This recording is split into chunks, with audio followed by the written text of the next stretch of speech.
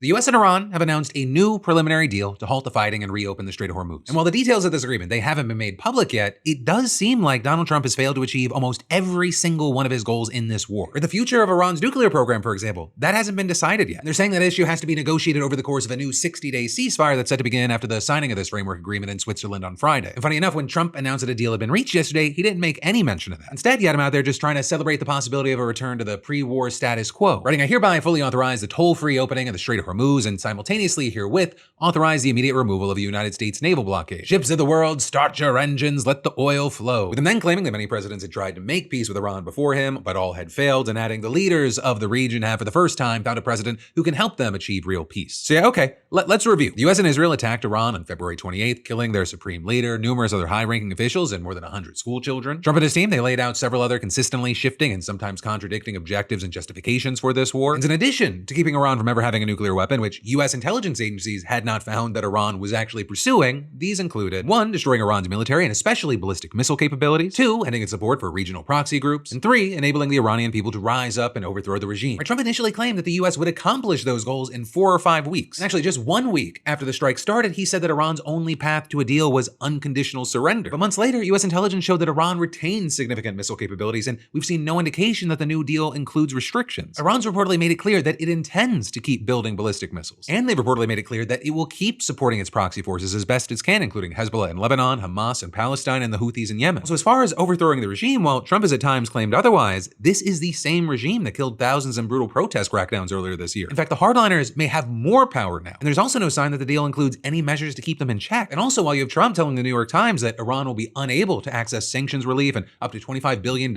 in frozen funds if it kills protesters again, there's reportedly not a condition that appears anywhere in the current text of the agreement. Instead, the issues of sanction relief and frozen assets will be tied to whatever concessions that Iran's willing to make regarding its nuclear program during the upcoming talks. So just based off of what's out there right now, it's been described as the hardest things in this dispute to get both sides to agree on.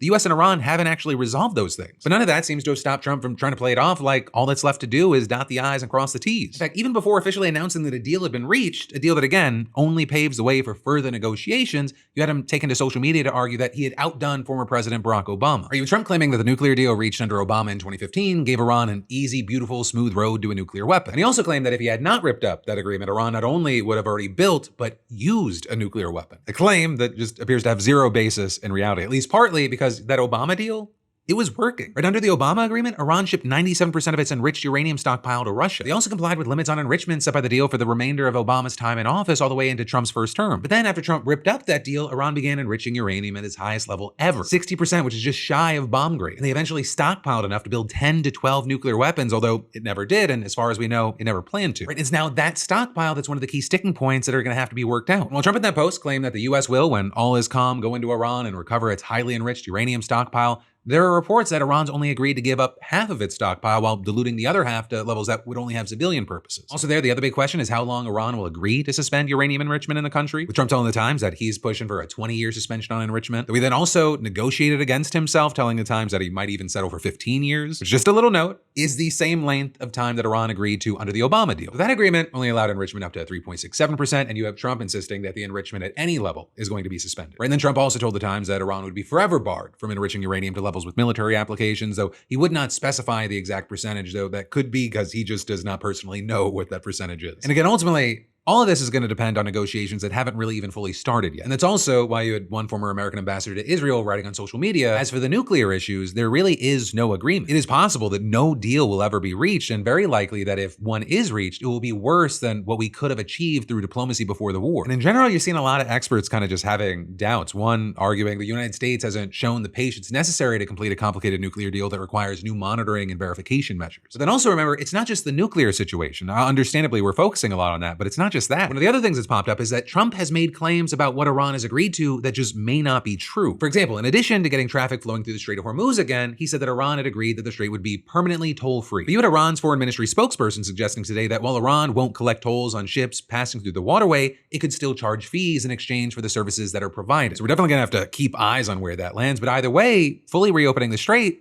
it may not happen immediately. There are still mines that have to be cleared, oil production and refining facilities, they need to get up and running again, and it may take time before shipping companies are convinced that the strait's actually safe to get through. And actually, the head of one of these companies saying that it would take weeks or even months for him to feel comfortable sending ships into the Persian Gulf, saying there very well may still be uncertainties and unresolved issues that would drag this out even longer. But with all that said, and the doubt that's in the air here, the markets have reacted very positively to the news. The price of Brent crude fell nearly 5% to around $83 a barrel, which is way down from its $126 peak, though it is still a decent amount up from the pre-war price of $73. And then actually with that, as far as the gas prices in the States, they're still up roughly 37% from the beginning of the war on average. And, as we've seen, the prices could shoot back up if anything turns south here. And actually, one of the reasons that could still happen, and what we should talk about, is Israel's continued occupation and attacks in Lebanon. In fact, Israel, they reportedly almost blew up the deal even before it was announced by once again bombing the southern suburbs of Beirut. You even had Trump writing on social media that the attack should not have happened when a deal was so close, and warning that there should be no more attacks by Israel anywhere in Lebanon and no more attacks against Israel by Hezbollah. And now that this preliminary deal has been reached, while Iran, they've claimed it includes an immediate end to military operations on all fronts, including in Lebanon, Trump himself hasn't publicly commented on whether the ceasefire extends to the fighting in Lebanon, and neither Israel nor Hezbollah, the sides that are actually fighting in Lebanon, had agreed to do anything with this agreement. And so Israeli leaders, they've made it very clear already that they do not see themselves as being bound by this deal, with Israel's defense minister saying in a statement this morning that he and Netanyahu opposed any Israeli withdrawal from Lebanon. And so we're gonna have to wait to see what happens there. But ultimately, the decision to attack Iran,